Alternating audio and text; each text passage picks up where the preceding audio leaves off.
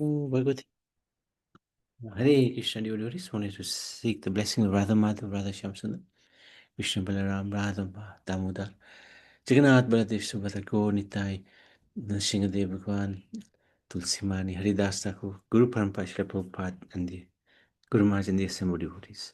So, chapter 80 today of the 10th canto, and let's just make sure, yep. And this is the wonderful pastime of the Brahman Sudama visits Lord Krishna in Dwaka. This chapter relates how Lord Krishna worshipped his Brahman friend Sudama, who came to his palace seeking charity, and how the two of them discussed the pastimes they had shared while living at the home of their spiritual master, Sandipini Muni.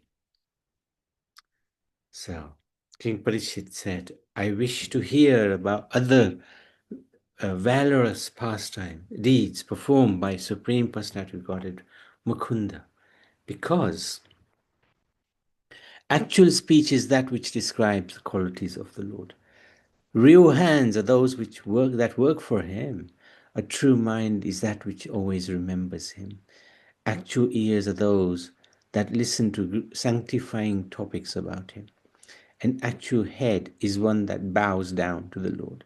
Real eyes are those that see only the Lord. And actual limbs are those which honor the water that has bathed the Lord's lotus feet or his devotees. So this is a very, very nice explanation by Parikshit Maharaj. We've been given this great gift. And if we don't utilize this human body is a gift, if we don't utilize it in serving the Lord or his devotees, then it's a waste. So this is a really nice explanation by Parikshit Maharaj. Sukadeva Goswami, fully in meditation of the Lord, said, Lord Krishna had a certain personal Brahmin friend named Sudama, who was most learned in Vedic knowledge and detached from all sense enjoyment. Furthermore, his mind was peaceful and his senses subdued. He maintained himself and his wife with whatever came of its own accord. And thus they were poverty stricken. One day, Sudama's chaste wife, her face dried up because of her distress, unable to find any food to prepare for her husband, went to Sudama, and trembling with fear, she spoke as follows. So very poor Brahman, but very content, very happy. O Brahman, isn't it true that the husband of the goddess of fortune is the personal friend of your exalted self? That great test of Yadavas, the Supreme Lord Krishna, is compassionate to Brahmins and very willing to grant them his shelter. O fortunate one, please approach him, the real shelter of all saints. He will certainly give abundant wealth to such a suffering householder as you. Lord Krishna is now the ruler of the Bhojas, the Vrishnis, and Andakas, and is staying at Dwaka. Since he gives even his own self to anyone who simply remembers his lotus feet, what doubt is there that he, the supreme master of all the universe, will bestow upon his sincere worshipper prosperity and material enjoyment, which are not even very desirable? When his wife thus repeatedly implored him in various ways, the Brahman thought to himself as follows. So she kept begging him, and he was reluctant. He was a Pakka Brahman. He was happy, he's content. He didn't have anything. That was fine with him. But his wife wasn't so pleased. But he thought to himself, okay, she's demanding.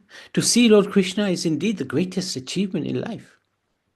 Thus he decided to go. Sudama's wife begged 4 handfuls of flat rice from neighboring Brahmins, tied up the rice in a torn piece of cloth and gave it to her husband as a present for Lord Krishna. I mean, if we were going to see the Lord, that would be a pretty humble offering. But they had nothing. And she even begged that rice from neighbors. Taking the flat rice, the saintly Brahmin set off for Dwarka, all the while wondering, how will I be able to have Krishna's audience? After all, he's a king. He's living in the palace, and I am a very poor Brahmin with torn clothes. I'm approaching him. As Sudama approached the palace of Lord Krishna's principal wife, Rukmini Devi, Lord Achyuta was seated on his consort's bed. At that time, spotting the Brahman at some distance, Krishna immediately rose from his seat, went forward to meet him, and with great pleasure embraced him. The Lord felt intense ecstasy upon touching the body of his dear friend, the wise Brahman, and thus he shed tears of love. This is the Lord. This is the Lord. Came to greet Sudama, gave him a hug.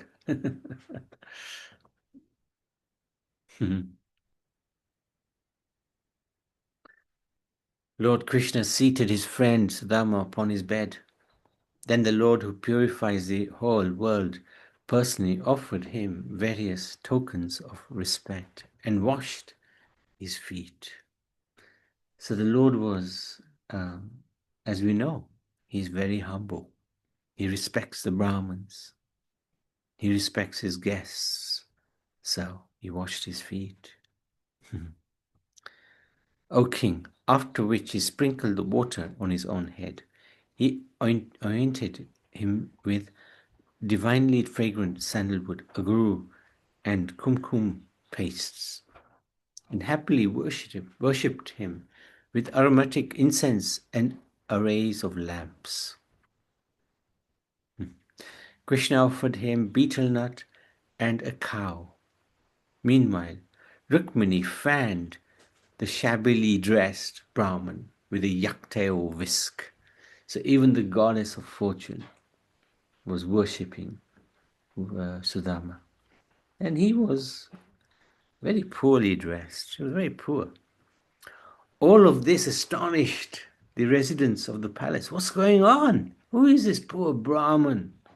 Krishna is so much paying attention to him, worshipping him, having tears of joy at seeing him. And there's Rukmini also fanning him. The residents of the palace said, "What pious acts has this unkept, impoverished Brahman performed? People regard him as lowly and contemptible. Yet the spiritual master of the three worlds, the abode of the goddess Shri, is serving him reverently.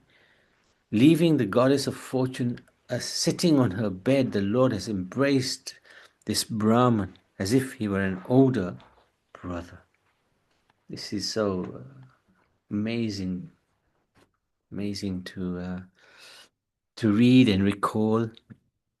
Taking each other's hands, Krishna and Sudama talked pleasantly about how they once lived together in the school of their guru. The Supreme Lord said, "Though you are in household life, your mind is unaffected by material desires." Yeah, he was poor, he was a friend of Krishna, but yet he was satisfied. His mind was controlled. When a twice-born student has learned from his guru all that is to be learned, he can enjoy spiritual life which lies beyond all ignorance.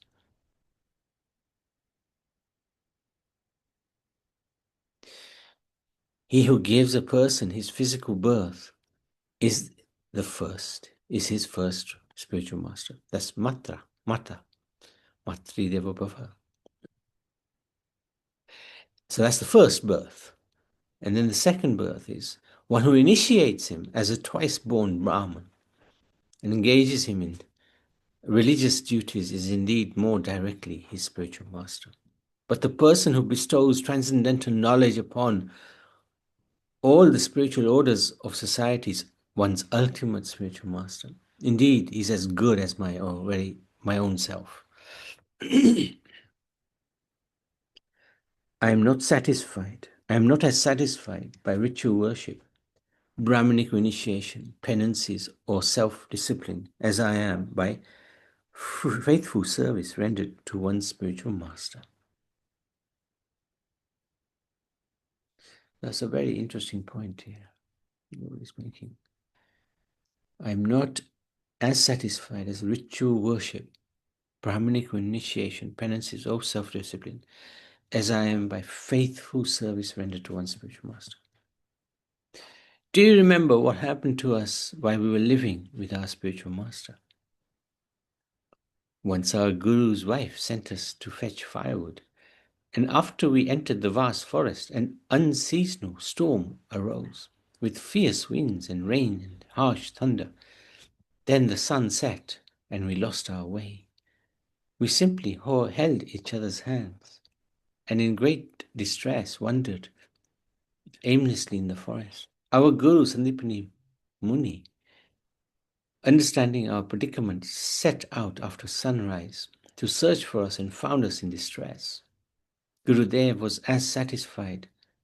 so satisfied that we were so dedicated to him that we completely disregarded our own comfort. Gurudev said, "This indeed is the duty of all true disciples, to repay the debt to their spiritual master by offering him with pure heart their wealth and even their very lives." Gurudev blessed us that may all our desires be fulfilled, and may the Vedic mantras we have learned never lose their meaning for us in this world or the next. Simply by the grace of the spiritual master, a person can fulfill life's purpose and attain eternal peace.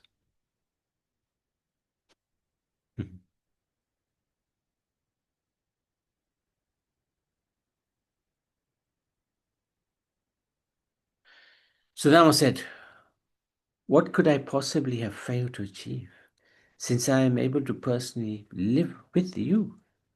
I was able to personally live with you, whose every desire is fulfilled at the home of our spiritual master. O Lord, your body comprises the absolute truth in the form of the Vedas, and is thus the source of all auspicious goals of life. That you took up residence at the school of a spiritual master is simply one of your pastimes in which you play the role of a human being." So this is really very enlightening chapter 79. So chapter 80, wasn't it? 80, yeah. So chapter 81 now. The Lord blesses Sudama Brahman. This chapter describes how Lord Krishna ate a morsel of the flat rice brought by his friend Sudama and bestowed upon him wealth greater than that of King of Heaven. In the course of his loving talks with his friend Sudama, Lord Krishna, while smiling and looking upon him with affection, said, "My dear Brahman, have you brought any gift for me from home? I regard as very significant even the smallest offering from my loving devotee. But even great offerings presented by non-devotees do not please me. If one offers me with love and devotion a leaf, flower, fruit, or water, I will accept it." So that's Bhagavad Gita, chapter 9. But the poor Brahman was ashamed to present Krishna, the husband of the goddess of fortune, with his meager gift of flat rice. He simply kept his head bowed in shame. However, since Lord Krishna is a super soul dwelling in all hearts, he knew why Sudama had come to visit him. Also knowing that he has never worshipped him for material opulence. So Sudama has never worshipped Krishna for material wealth and is approaching him only due to his wife. Krishna decided to bestow him riches that even the demigods cannot obtain. So Krishna grabbed the bundle of flat rice Sudama was hiding and ate a handful of it with great pleasure. The Lord received extreme pleasure, stating that these few grains of flat rice will satisfy not only him, but also the entire universe. He was about to eat a second morsel when the devoted goddess Rukmini Devi stopped him. Queen Rukmini said to the Lord, "This is more than enough, O Soul of the universe, to secure him an abundance of all kinds of wealth in this world and the next. After all, one's propensity depends simply on your satisfaction." So that was very interesting. Rukmini Devi stopped him from eating the second morsel.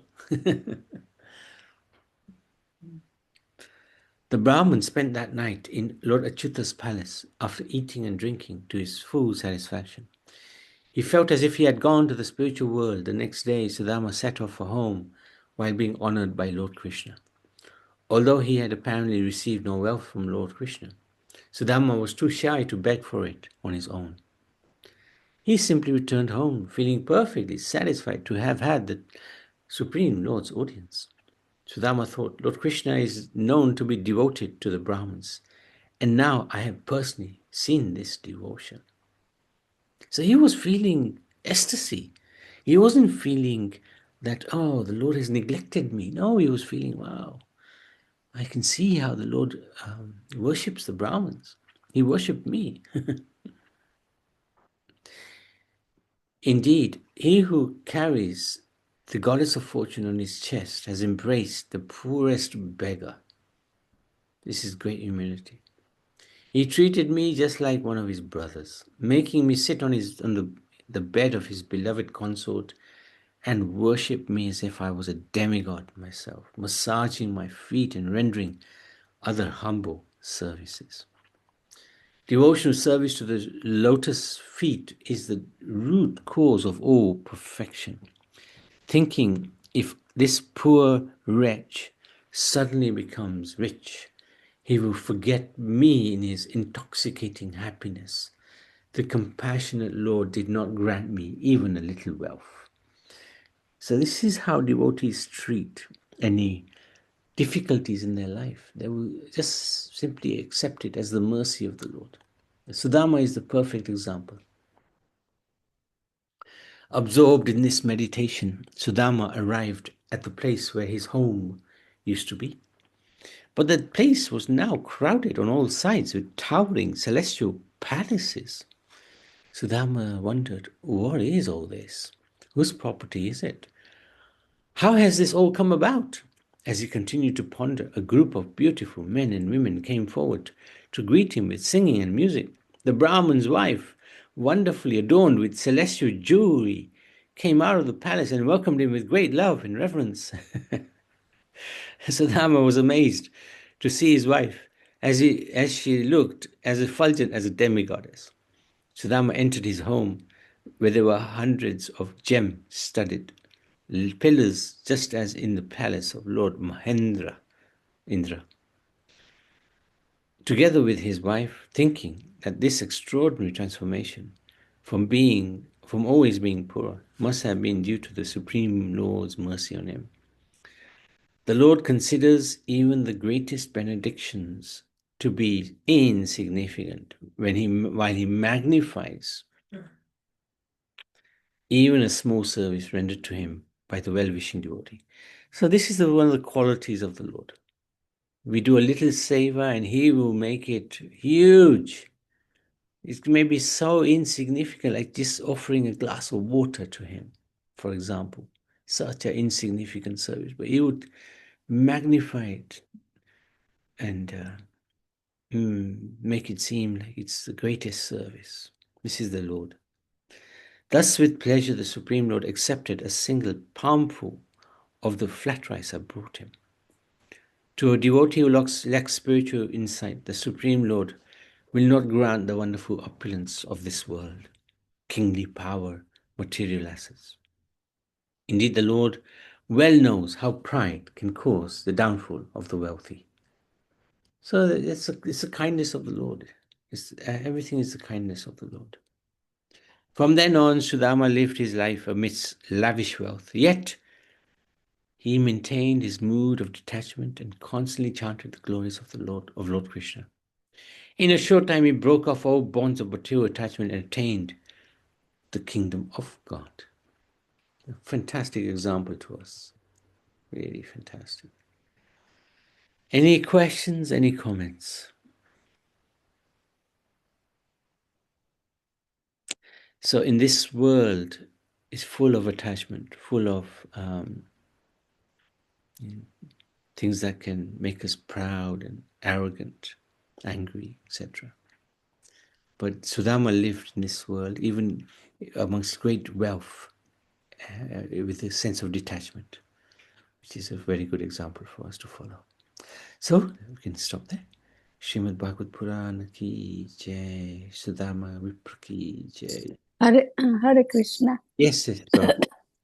Sorry, That's I had to mention one thing. Mm. When you said arrogant and proud, and did you say that Sudama was always humble. what does humble mean? Is it Humble means very happy in himself, not thinking himself proud. Yes, not proud. he was happy what he got He it? was always happy with anything he had. Yes. He had nothing, but still he was happy. And after he got everything from Krishna, Hmm. did he got more happy, or he was just normal still? Just normal, steady. He did not become overly proud. Oh, Yeah, he stayed humble. humble all the He time. knew that this is just material wealth, Mm. and ultimately he has to connect with the Supreme Lord, which he did anyway. Yeah, yeah. Yeah, that's right. Yeah. And when they were when they were childhood friends, did he ever thought that this Krishna is Lord, or he just thought he was just a friend, or you don't know? He knew that he was Lord. Yeah, He knew it. Okay, yeah, he knew it. right. You know, because they all played together and with Yes, the friends. All indeed, right. indeed, indeed. Thank you. I have missed 2 days program. Yes, no problem, no problem. I had a family on Wednesday. They ring in the morning, they are coming. Then I got busy. And yesterday I went out and I came home late. So still the same. Mm. So I was bit, when I miss my satsang, I feel like that, oh my God, I missed it today. Oh, I've been out this afternoon, but I tried to come by 3:30. thank you very much. So I don't want to miss today. It was very interesting. Yes, Sudama is a phenomenal devotee. Yeah, and we are doing this Kartik Mas, Yes. Mm. Kartik Mas Katha, yeah? Yeah, until 5th of November is Kartik Mas. Oh, right. Oh, so it's not started yet. No, it's But, nearly finished now. oh, I see it's finished. All right. Nearly. But, 5th November. but our Gujarati calendar, our Kartik Mas starts on the New Year Day when the Wednesday gone. Yeah. But Okay. Vaishnav one starts on Amavasya. Amavasya. Oh, all right. Okay, thank you. Thank you so much. Hare Krishna Prabhuji. Hare Krishna. Srimad Bhagavad Purana ki jai.